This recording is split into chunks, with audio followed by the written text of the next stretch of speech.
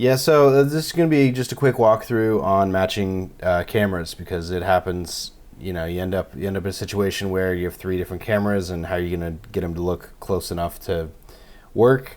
Let me walk through the setup, and then we'll see how hard it is to actually get these three to behave. But they're three completely different cameras. So we got one camera that's a Blackmagic Pocket 4K. I believe it had a Rokinon 16mm lens on it. Not that it matters. This is a Panasonic GX8, which is basically a Panasonic GH4. I think it had the kit lens on it, so 12 to 32 at like 20 maybe, I don't remember. And then this is a Sony FS5 with I think it's a vintage Canon 28mm. I don't remember if I put the speed booster on or not that it really matters. So they're all different cameras, they're all different lenses, all different color science. You can tell right now, these two are in log, the Blackmagic and the Sony, and Panasonic is in just a standard Rec 709 profile.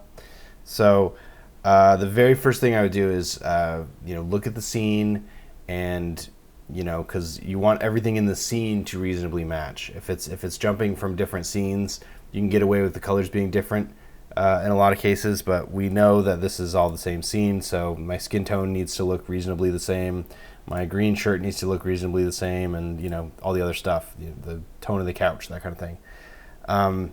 So that's good. And we know the lighting didn't change. This isn't a pickup day where you had to reset the lighting or something. So that's sort of a cheat, but that we already know the lighting is supposed to be the same. Other than that, it's just, you just kind of got to figure it out. So my logic is, once I've, appraised the scene and seen what I'm up against, and in this case, we know that the colors are all supposed to behave the same, and there's no weird shadows and no camera shooting from a weird angle that has different lighting, that kind of thing. But we do have a camera that shoots in 8-bit Rec 709 standard profile, so that footage is baked in. So I will admit that because I've used this camera forever and I've color graded with it a ton, I'm actually really comfortable color grading this, crappy Panasonic consumer footage.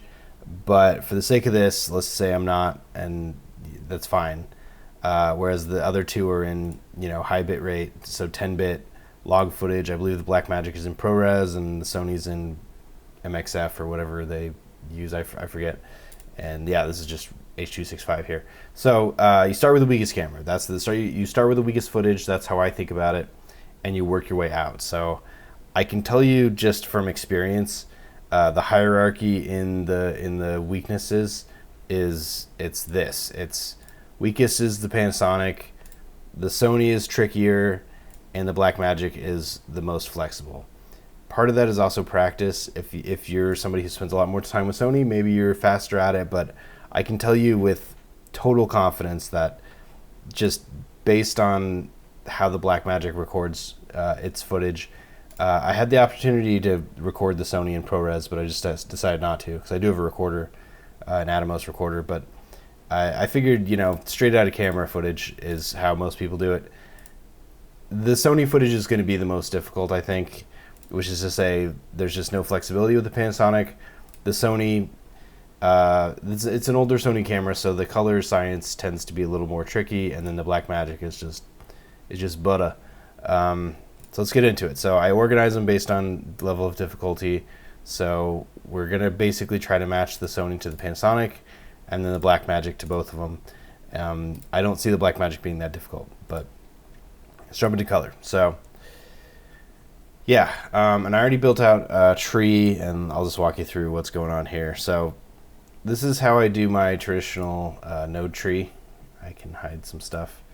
I do an in and an out, and then we'll do a show LUT, and this window is just, I'll talk about that in a minute, but basically the idea is no matter what footage I have, I use a color space transform, which is this effect right here, to manually control how I'm working and everything, so that there's a, you can, in DaVinci Resolve, you can actually go in and you can make this stuff color managed, and it'll automatically control what sort of intermediate you're coloring in, because you don't want to color in Rec 709 because there's just not enough information there.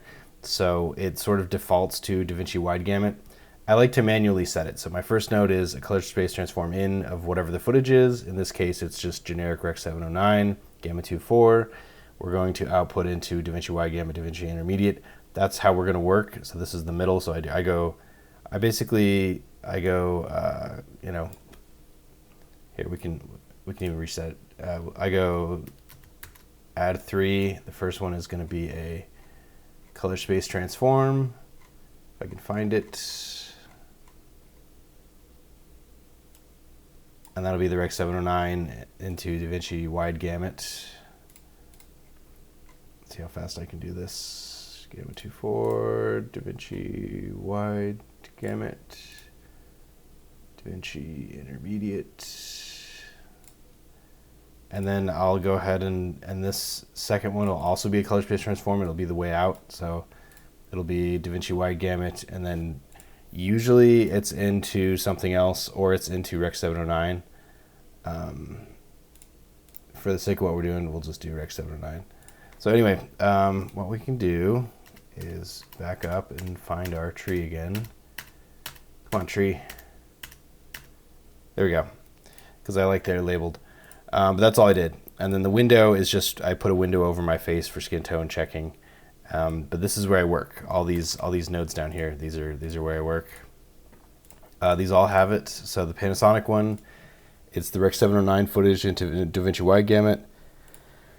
The Sony one, it's S-Log3 Sony footage into DaVinci Wide Gamut, and then into Rec 709 on the way out. And then the Blackmagic is, again, it's the, you know, Blackmagic Pocket, which is Gen 4.5, film Gen 5. You know, you get what I'm doing. So what we'll do is, if I don't do a Show LUT, which is basically just the working look, sometimes it's called the production LUT or just the LUT you like, I'll do a paid thing, which is Cinematch. And I really like, I'll show you real quick, just because it's silly. Oh, we can get rid of that. I'll turn this on. So there's your Rec 709. So this is how it looked in camera basically to me. It went from log, which is this, to this, Rec 709. And what I'll do with the Show LUT is I will turn this, in this case is Blackmagic, so I will change it back to what it was, which is Gen 4.5, film Gen 5. There you go. So basically the in and out are just reversed, so it goes into DaVinci Wide Gamut, out, and it's basically the same footage, and then we'll go in and tell Cinematch, a paid for thing, this is Blackmagic footage, this is Pocket 4K, film Gen 5, and I like to turn it into Red Dragon is my favorite. I went through all these, you know, a long time ago, and even to this day when I test it, Red Dragon is my favorite. It's still in log now, so we'll do Rec 709 transform. And it looks crappy right now, but yes, that's I really like doing Red Dragon, but for the sake of what we're doing, we'll get rid of that. We're just gonna do a LUT. So, but traditionally, all my footage I'll somehow put into Red Dragon, and that'll be my, you know, color palette that I work with. But for what we're doing now, that's fine. We don't need to do that. So let's pick a Show LUT. No wrong answers. Let's fix this. So this is back to a Rec 709 transform.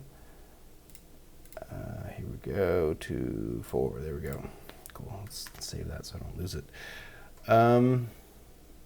Yeah, let's do film looks, DCI. We'll do a Rec 709 too.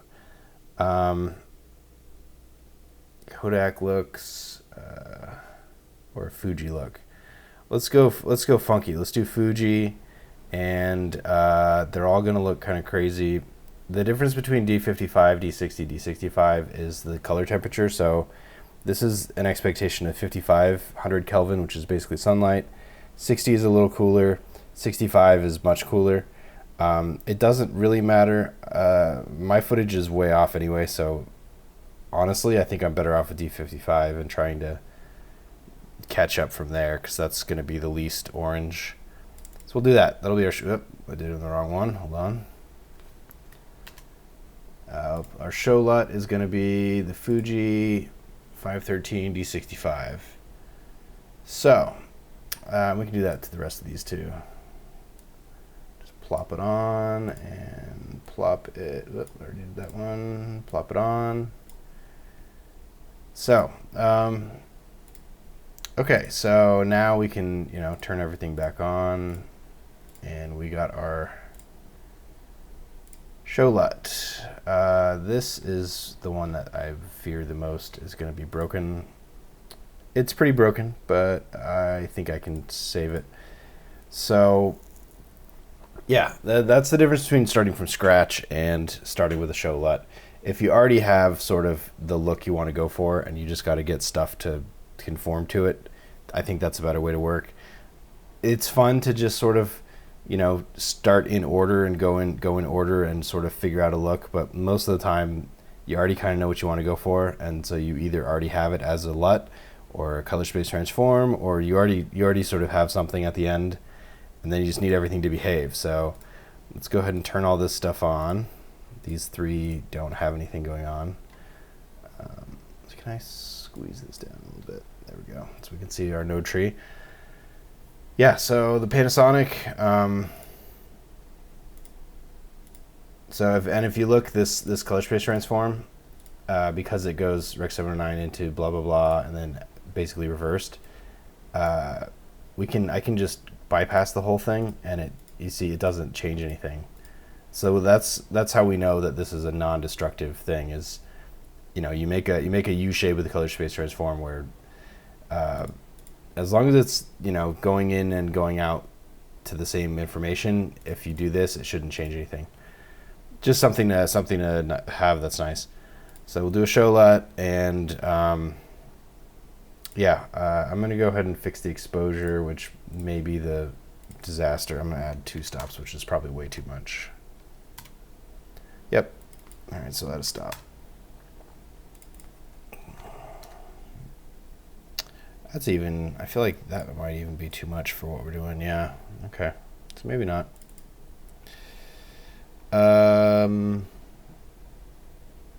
We'll do because that's blown out. I'm looking at this, which is this. Let's do this. We'll just do this right here. I will look at the scopes, and we already know we lost the footage up top because it's Rec 709 and that's what happens. But I want to save some of the footage down below, so let's maybe try to grab some skin tone and try to put that in a space that we like it. And then we'll try to get the darks to behave.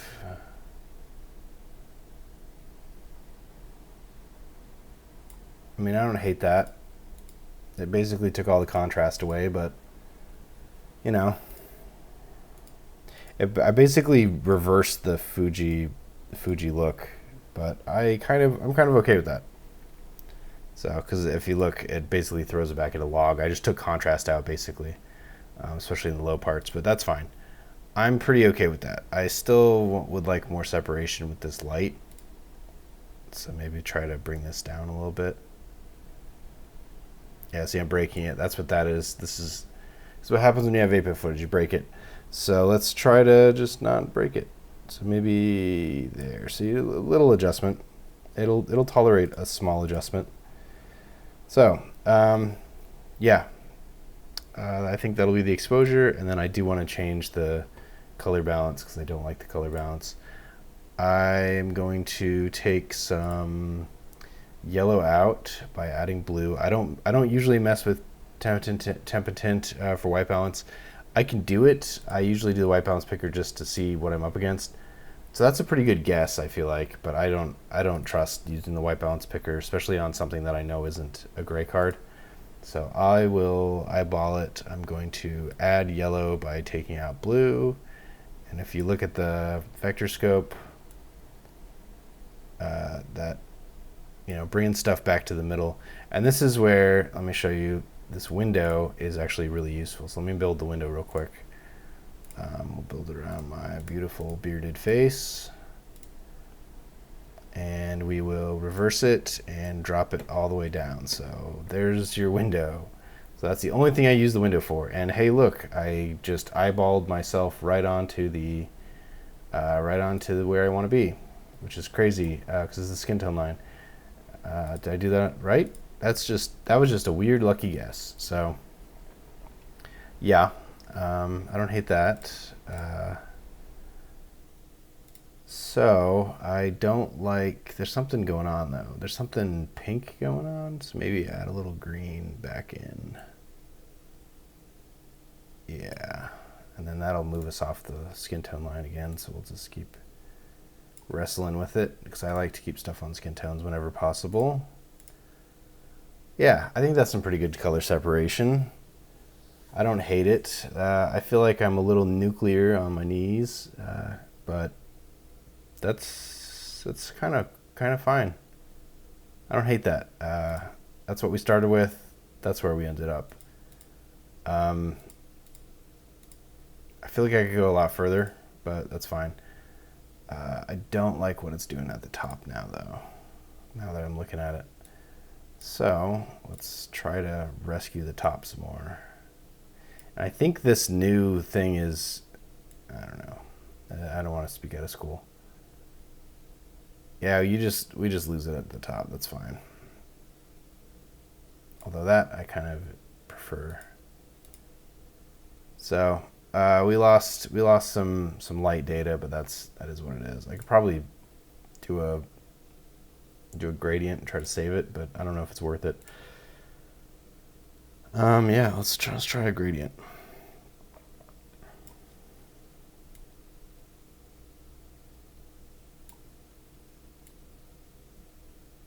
Yeah, it's really not worth it. Even if I did a bunch of masking, I don't think that's... I try not to do masking for real. Like, I'll do a mask for a window, but for real, I try to avoid it just because you're asking for trouble, and it's always going to change. Anyway, so that's our starting place. I'm not super happy about the grain going on, but that is because I was at like 3200, so more work can be done on this. We could do a noise reduction, maybe add some grain, but I for the sake of what we're doing, other than I hate that fixed pattern grain, I think this is fine. Moving on. So let's try to get the Sony to match. So the Sony, a lot more flexible. Yeah, so that's where we started. Very flat log profile, but Sony S-Log3, it's not as hard as S-Log2, but it's still a pain. So we have our Show LUT, so we know that the end is going to be, what's it going to be? So let's try to get the colors to behave. So what I like to do is I like to do selected clips with the two clips, and so we know the one on the right is our Sony clip. I can show you there we go. That's our Sony clip. We'll hide the effects for a second. We're not going to use them. We're just going to eyeball this. Definitely need to increase the exposure, but not everywhere. Although that light is pretty burned out too. Let me see if the lights are actually burned out or if I'm just incompetent. So this one saved the light because the log footage is so robust. But it's not going to matter. I'm gonna blow it out just like that one because that's what I have to match to. So there's also a contrast difference. Let's just try to go. Let's do. Oh, we're not gonna do that. We're gonna do a curve like we did last time. So we'll do skin tone, and so that's a dot. We know that dot is important. That lamp is important, and then the darkness is the darkness. Yeah, okay, so let's try to get the skin tone right first, I feel like.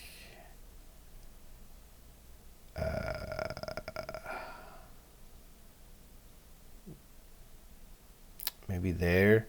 You can tell the difference though. See, the skin tone is basically like one exposure in the Panasonic, and it's like many exposures in the Sony because of just a higher quality everything, image, camera, the whole thing. And then honestly, that kind of worked. I can bring this down and see if we can to kind of mimic the curve we did on the last one. I don't hate that. You know, it's kind of got the soft. I feel like this is a bit more accurate representation of the Fuji look than this is, but that's fine. So now we need to get colors into a better space. Let me see if I can fix this.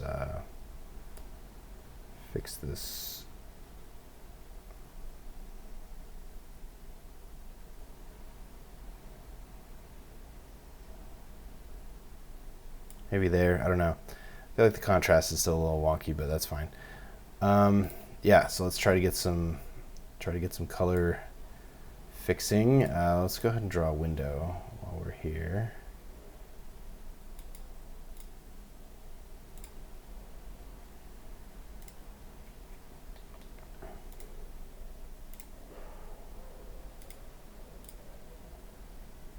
There we go.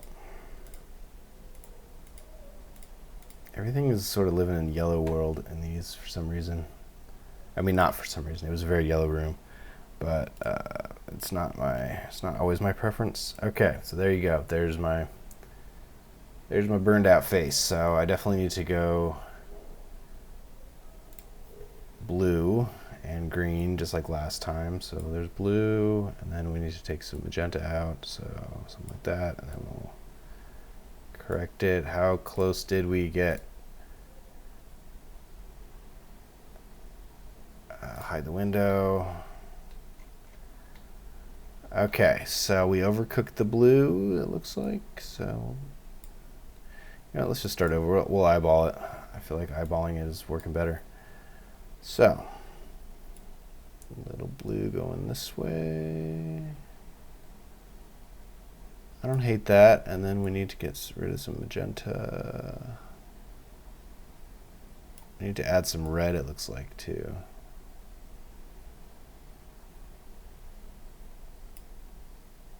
And we do need to do an exposure adjustment, but I feel like we're pretty close on this one.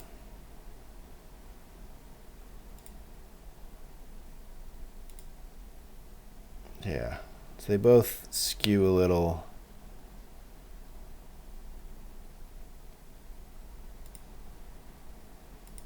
Yeah, it's still skewing a little bit to the.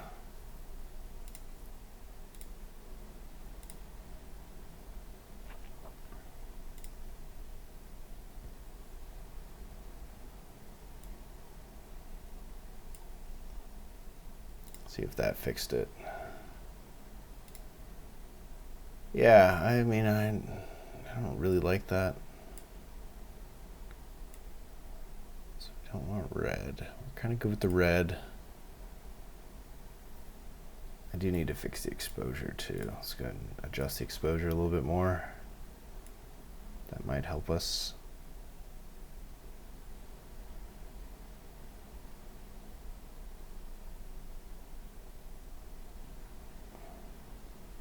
I'm just looking at skin tone because I know the shirt's not even close. I'm not sure what I'm gonna do about the shirt, honestly. The skin's closer.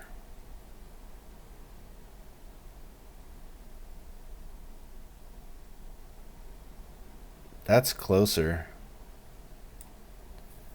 So I'd say that's pretty close. I am going to do one adjustment though. I'm going to try to fix the shirt because I do think the shirt is important to look correct. So let's go ahead and do hue versus hue, and we'll do the shirt, which is grab the shirt, and let's just try to get the shirt to behave.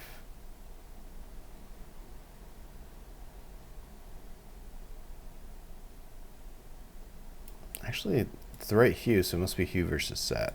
Maybe that's what I'm up against.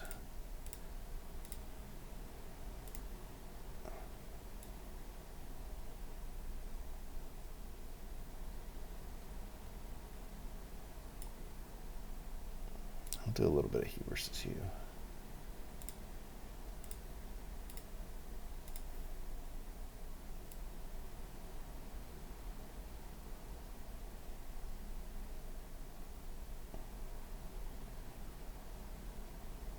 think it's about right there. It just doesn't want to behave. That's fairly close though.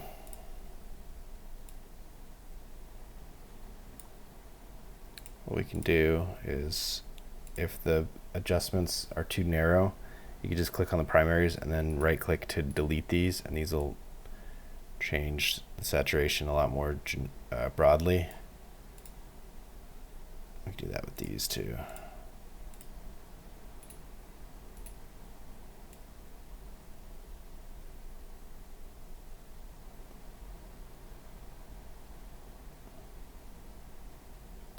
So there's blue.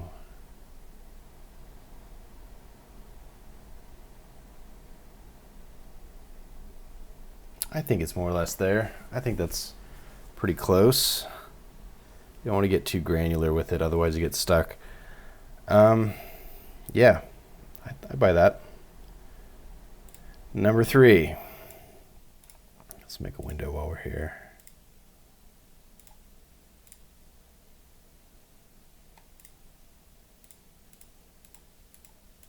And I can tell you already there's going to be an order of magnitude more information with the Blackmagic footage, just because it's just a monster. It's just a monster set of color science. Second only to like Ari or Red, honestly, or Sony Venice, I guess, but I don't have that kind of money. So anyway, yeah, let's see if we can get it cooking. Is it gonna add another one? Nope, there we go. There's been some weird lagging. I don't know if it's the program or if it's my keyboard, but there we go. Okay, so again, it's nice to match it to the Sony, but if we want to be truthful, we're trying to match it to the Panasonic, so we'll do that. So first one definitely is going to be an exposure adjustment. I think, honestly, I could probably get away with doing a global adjustment with a... Yeah, I don't hate that. Kind of messed up the lamp a little bit, but the lamp is still fairly healthy. Did I do this right? Oh no, that's why. I made a mistake. My CST is not Rec 709 Gamma 24. Now it is. Okay, so this is what it really should be. So this is what it is. So obviously we have a crazy white balance issue, and actually the exposure is not terrible. It's just in a weird spot. Just because the white balance is so out of control, I'm gonna probably actually do that one first. So here we go. Do some balancing, just like last time. We know it's gonna be blue. We need to go blue, and we need to go a little green. And maybe even a little red. Let's do the windows and see where the windows live. All right, so what is going on here?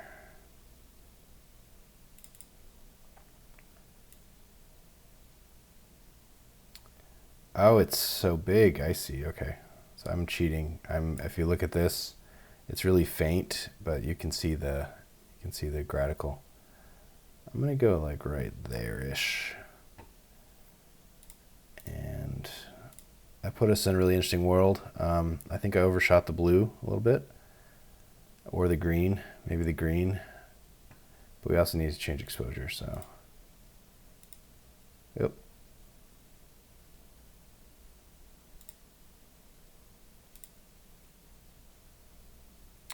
Oh, goodness me.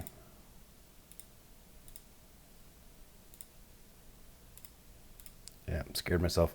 Okay, we're good. Yeah, so let's try to fix the exposure now. We'll just do it on a curve. My first choice is not the curves, because I like to have broader touches, and so my first choice is always HDR, global exposure, up and down kind of thing. I don't hate that, actually. 2.5. 2.75. Yeah, Oh, my stomach is rumbling. Okay, so that gives us in the ballpark. I think we're a little bit too blue and a little bit too green on the color balance. Let's adjust that. We'll take some blue out. But if you even look, so like this is, I mean, there's yellow, the wall's yellow, but it's not super yellow. There's just an order of magnitude more color, actually a logarithmic order of magnitude more color with the Blackmagic footage, even more than the Sony, honestly. There's the Sony and then Blackmagic, so there's just a lot more color, and that's kind of what you get with reds too. With red cameras and RE cameras, is things that you think are white are not white, and it for some reason it's really mentally satisfying on the brain. So we can do a little bit of a tone adjustment though. I'm trying to think if I want to mess with the mid-tones at all. I don't think I do. Maybe take some, I'm just taking some green out. Yeah, you know what? Let me just look at this. I think that seems to be a good suggestion right there. And we have a little bit too much red, so we'll take some red out.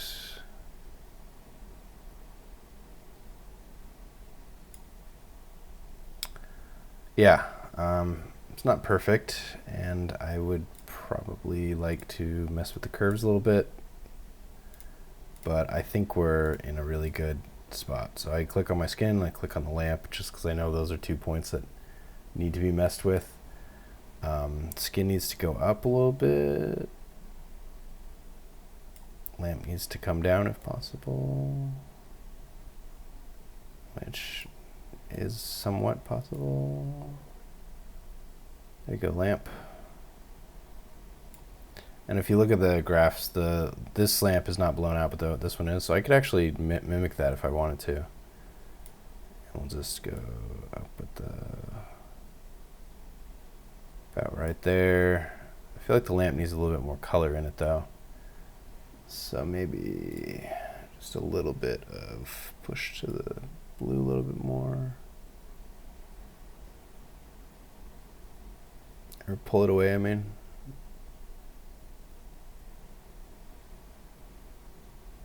I feel like that's pretty close, and then maybe we'll do a log adjustment for the lamp. We need to go amber, so we take some blue out. I'm not even sure that did anything. Let's just do this. So I took a little bit of blue out, that pushed everything green. I need to take a little bit of green out, push everything magenta a little bit.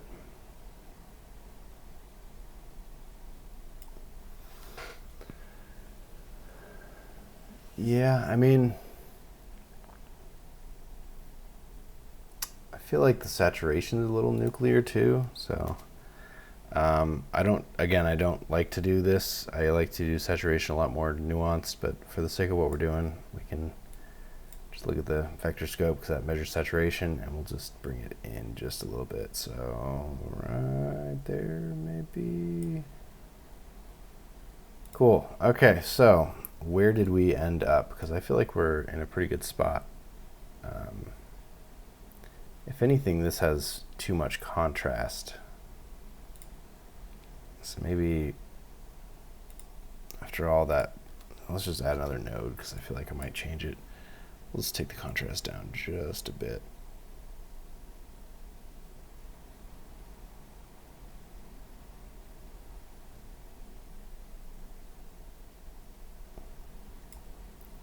And it does seem like we're skewing a little red now, so we'll take a little bit of red out.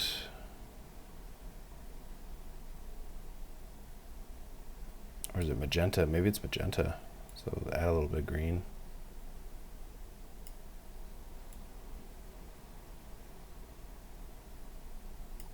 But you can keep adjusting as I'm doing because I've just can't help myself. But honestly, I could spend more time on the back, and with the Blackmagic footage I definitely can, but Yeah, so here's where we're at though. I mean, come on, baby. There we go. Oh, there we go. So, Panasonic, Sony. Oh, you know what? It dropped an adjustment when I did the group thing, I think. Maybe it didn't. No, I suck. All right, let me fix it. Bring this down, bring this down. Oh, I'm on the wrong one. Oh, don't do that. There we go.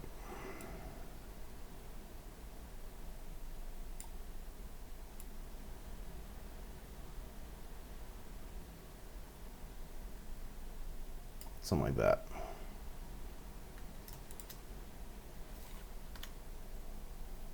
Yeah, it doesn't want to hold on to that. That's so weird. That's fine. You can look at it from this spot. So it looks like, yeah, I guess I do need to bring it all the way down.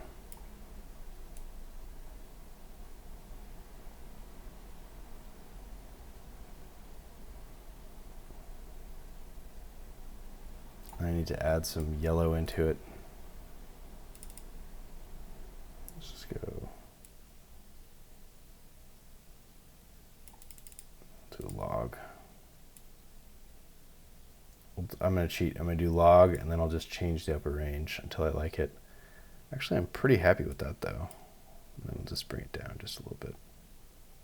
Or not.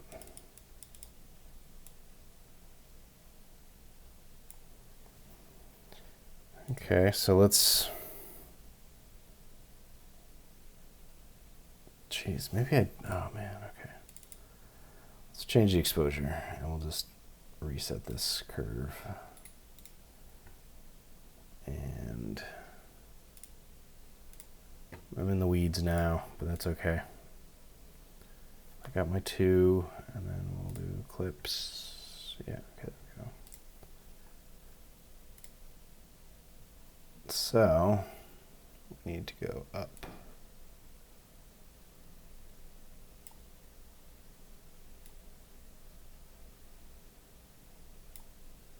And then we need to fix the contrast a little bit.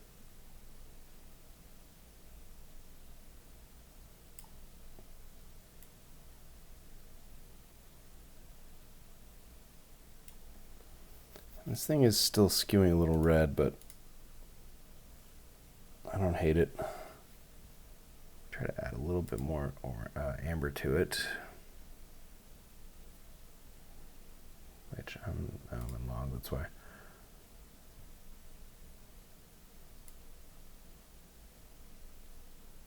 There you go. So that's what it is. We can do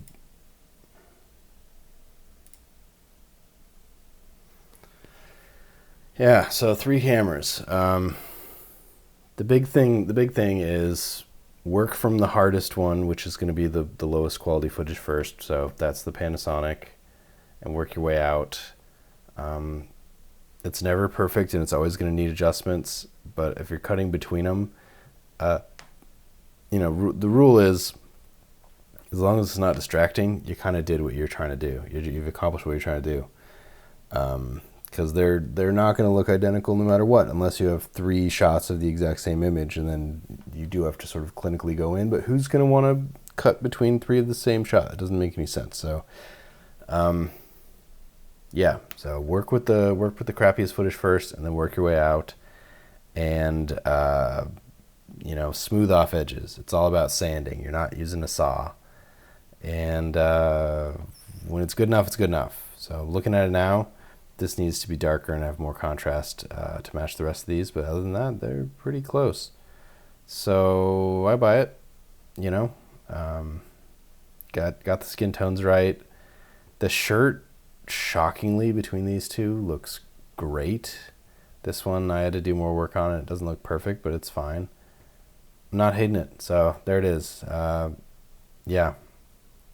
it's all about practice, and it's all about sort of problem solving and just figuring out how to get it to work. So let me know if you like this. Like, share, subscribe. Catch you next time.